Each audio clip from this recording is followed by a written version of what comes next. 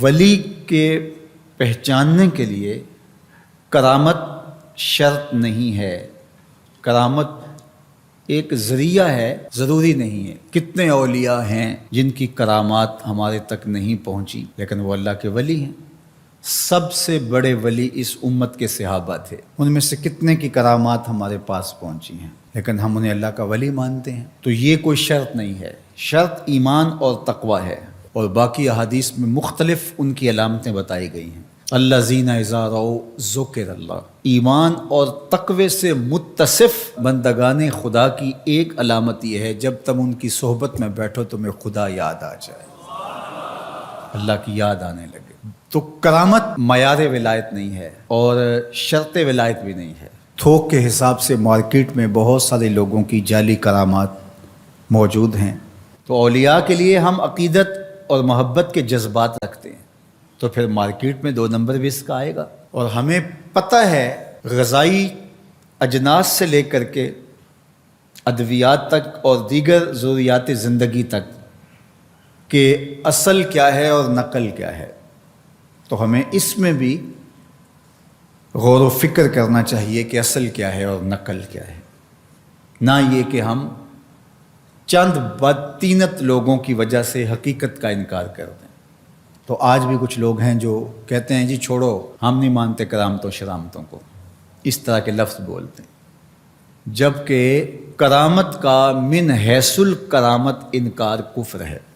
اگر کوئی کہے میں کرامت کو ہی نہیں مانتا تو یہ کفر ہے۔ وہ کرامتیں جن کا بیان قرآن مجید میں موجود ہے، جس طرح آصف بن برخیہ کا تخت بلقیس لانا، حضرت مریم سلام اللہ علیہا کے حجرے میں بے موسم پھلوں کا آنا، اصحاب کہف کا 300 سے زائد سال کا عرصہ سوئے رہنا کھائے پیے بغیر، اور رب ان کی کروٹیں بھی بدلتا رہا، یہ قرآن میں مذکور ہے۔ تو اس کا انکار بھی کفر ہے، قرآن کا انکار لازم آتا ہے۔ اگر کسی کرامت کا بیان حدیث متواتر میں ہو تو اس کا انکار بھی کفر ہے، لیکن ایسی کوئی کرامت نہیں جس کا ذکر حدیث متواتر میں ہو۔ البتہ احادیث مشہورہ اور احادیث احاد میں کرامات کا بیان موجود ہے، تو ان کا انکار بھی گمراہی ہے۔ جس طرح وہ 3 لوگ جو غار میں پھنس گئے تھے، انہوں نے پھر دعائیں کی اور پتھر ہٹا۔ جریج کا واقعہ موجود ہے، صحابہ کی کرامات موجود ہیں، حضرت عمر کے رکے سے دریائے نیل کا چلنا، اس طرح جو مسلمہ بزرگ ہیں ان کی کرامات کا انکار کرنا محرومی ہے۔ لیکن یہ بات بھی ذہن میں رکھے کہ کرامت اللہ کی طرف سے بندے کو دی جانے والی ایک عزت ہے، لیکن ولی کی زندگی کا مقصود رضائے الہی کی طلب ہے، کرامتوں کی طلب نہیں۔ لیکن عمومی طور پہ ہمارے اسٹیجوں کے اوپر اولیاء کے حوالے سے جو بات کی جاتی ہے، بس آپ سننے کے لیے بیٹھے ہیں اور خطیب صاحب نے کان پہ ہاتھ دھرا اور 2-4 کرامتیں سنائیں اور چلے گئے، معیار بتایا ہی نہ، جس کے نتیجے کے اندر بہت سارے عوام اس سے غافل ہوتے ہیں۔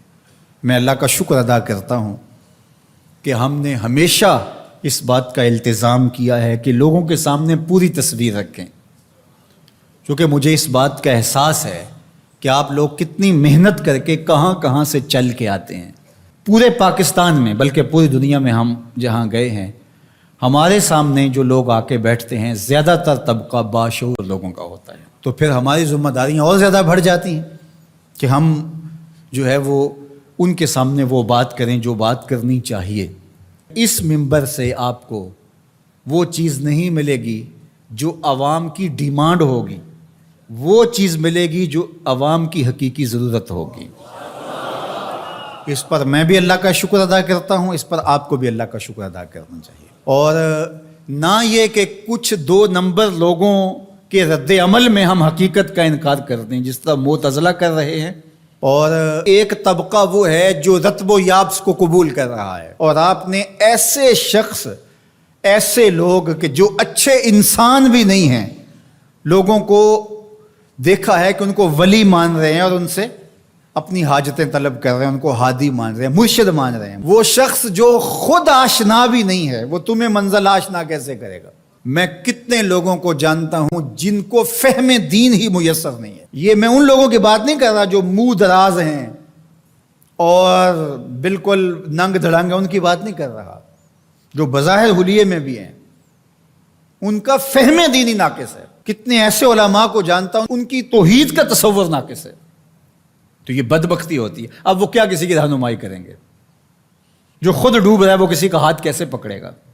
لیکن عوام ظاہر ہے ان کے گرد آئے اور ان کا کاروبار چمک رہا ہے، اور کرامتیں ہیں کہ تھوک کے حساب سے بنتی ہیں، اور پھر اس کی مارکیٹنگ کرنے والے بھی ہوتے ہیں، اور پھر اسی بنیاد پر ہی جو ہے وہ ان کا سارا سلسلہ چلتا ہے. اللہ کے ولی یہ نہیں چاہتے کہ ہماری کرامات ظاہر ہوں اور لوگ ہماری طرف لپکیں ہماری کرامت کی وجہ سے. یہ نہیں ہے. الکرامات حیض الرجال، جس طرح عورتیں ایام مخصوصہ کو چھپاتی ہیں، اللہ کے ولی بھی چھپاتے ہیں. وہ نہیں چاہتے کہ ہم اس حوالے سے جو ہے وہ پہچانے جائیں. باقی دور موجود کے اندر کسی صالح متقی شخص کی کوئی ایسی بات سامنے آئے تو شریعت کے میزان پہ پرکھا جائے. اگر وہ شریعت سے متصادم نہیں ہے تو مان لینے میں کوئی حرج نہیں ہے. لیکن اگر کسی کی سمجھ میں نہیں بھی آتا تو فرق نہیں پڑتا. لیکن کسی ولی سے کوئی دشمنی نہ رکھے. جو کسی ولی سے دشمنی رکھے تو اللہ فرماتا اس کا میرے ساتھ اعلان جنگ ہے، تو وہ پھر شخص محروم کر دیا جاتا ہے. کوڑا تخت دنیا دا باہو، فکر سچی بادشاہی ہو.